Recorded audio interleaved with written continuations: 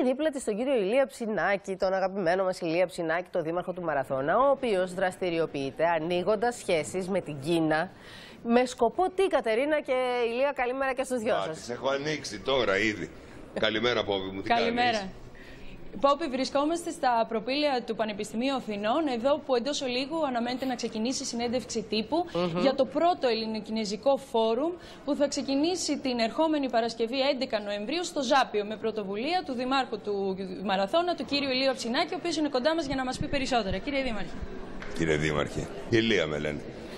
Τίποτα, Πόπη μου, την ιστορία την ξέρεις, να την πω περιληπτικά. Να μας την πεις περιληπτικά, αλλά μην μου αρπάσεις από τα μούτρα την Κατερίνα μας. Τη βλέπεις, είναι μικρή και νέα και τώρα ξεκινάει τη δημοσιογραφία. Ναι, και κούκλα και ευγενέστατη. Σας πήρα από τα μούτρα. Όχι, παιδί μου, τέλει. Οπότε θα της επιτρέψεις και, κύριε Δήμαρχε, να σε αποκαλεί. Με το θεσμικό σου δηλαδή πρόσωπο. Όχι, κύριε Δήμαρχε, απαγορεύεται. Μπορεί να μου πει ψή, τη Λία, ό,τι θέλει, αλλά όχι Δήμαρχε. Λοιπόν, Ηλία, να σου πω κάτι, Πόπη μου. Τι γίνεται με τους Κινέζους, τι προσπάθεια είναι αυτή που η ιστορία άρχισε πέρσι, πριν το Μαραθώνιο, που παρασημοφόρησα όλους τους πρέσβεις ευχαριστώντας τους, αυτούς και τις χώρες τους, γιατί έχουν κάνει για την Ελλάδα και το Μαραθώνα ως Μαραθώνιο και για την Ελλάδα γενικότερα. Εκεί γνώρισα τον πρέσβη τον Κινέζο. Είναι αυτού η εξοχότητα, λέγεται Ξεολί Ζώου. Αυτός ο άνθρωπος είναι πανέξωος άνθρωπος, αγαπάει την πατρίδα του και την Ελλάδα. Με φώναξε στην πρεσβεία και μου λέει, πιστεύεις ότι δύο άνθρωποι μπορούν να φτιάξουν τη μοίρα των χωρών τους? Λέω, μέσα. Και έτσι άρχισε το πλεκτό. Πήγα στο Πεκίνο, γνώρισα όλους αυτούς τους αξιωματούχους, δημάρχους, υπουργούς, αντιπροέδρους, προέδρους, κυβερνήτες κτλ.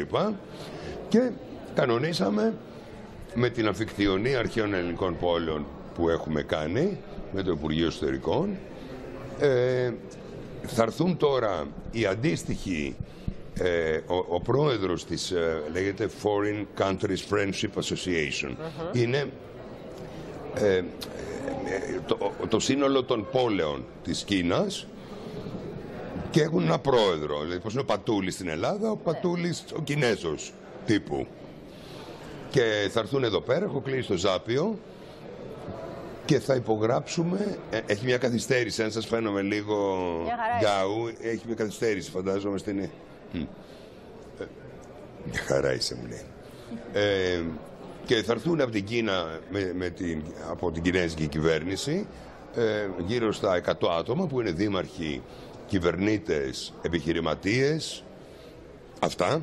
Και θα έρθουν και θα κάνουμε ένα φόρουμ, το πρώτο διεθνές και ελληνικό φόρουμ, το οποίο του χρόνου θα γίνει στο Πεκίνο.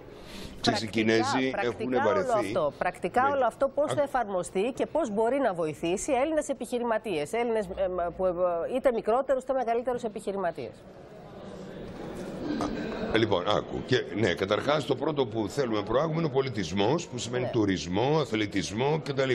Οι επιχειρήσεις έρχονται βεβαίως μαζί, γιατί και ο τουρισμός έχει επιχειρήσεις και πολλοί επιχειρηματίες Έλληνες δραστηριοποιούνται στην Κίνα και πολλοί άλλοι θα ήθελαν να δραστηριοποιηθούν στην Κίνα, γιατί εκεί τα νούμερα είναι τεράστια και θα τους κάνει πολύ καλό. Λοιπόν, τι γίνεται τώρα? Έχουμε στείλει σε όλους τους επιχειρηματίες και σε όλους τους δημάρχους, το 160 δημάρχους που έχουν υπογράψει την αμφικτιονία, και όσοι επιχειρηματίες δραστηριοποιούνται σε αυτούς τους δήμους, μας στείλανε τι κάνουνε, το business plan, τις εταιρείες τους και όλα αυτά τα σχετικά, και εμείς τα στείλαμε στην Κίνα και θα έρθουν αντίστοιχοι Κινέζοι επιχειρηματίες που ενδιαφέρονται για αυτά. Υπήρξε ενδιαφέρον από τους Κινέζους επιχειρηματίες? Πάρα πολύ, αφού σου λέω η κυβέρνηση. Εκεί είναι, όταν είναι θέληση της κυβέρνησης, υπάρχει θέληση. Εκεί ξεκινάει. Όπως το λέγανε και οι αρχαίοι, when there is a will, there is a way, Ηλία μου, εντελώς. Τώρα το ερώτημα, ακριβώς, ερώτημα είναι... Και επειδή τώρα εμείς σαν χώρα, καλός ή κακός, είναι αποτέλεσμα κακής διαχείρισης διαφόρων κυβερνήσεων, δεν έχουμε μαντήλι να κλάψουμε.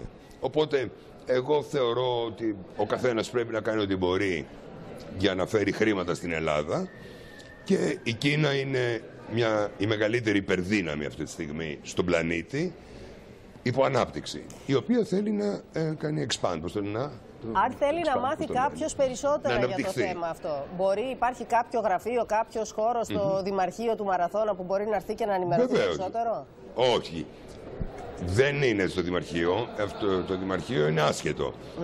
Υπάρχει η Αμφικτιονή Αρχαίων Ελληνικών Πόλεων. Είναι οργανισμός κανονικός. Ωραία, οπότε μπορούμε και μέσω ίντερνετ, υποθέτω, να μάθουν περισσότερα γι' αυτό. Βεβαίως. Ναι, βέβαια. Εξάλλου με έχουν βρει άσχετοι ούτως ή άλλως, χωρίς τους ξέρω και χωρίς. Και τους εξυπηρετώ. Μπράβο, Ηλία, μπράβο σου, πάντα τέτοια. Πρέπει να αποδεσμεύσουμε τώρα τον κύριο Ψινάκη, γιατί ξεκινάει η συνέντευξη τύπου. Και τον ευχαριστούμε πολύ γι' αυτό και θα παρουσιάσουμε. Πάω μέσα γιατί έχω τα. Σας ευχαριστώ πολύ. Γεια σας. Καλημέρα. Καλά νούμερα. Να είστε καλά.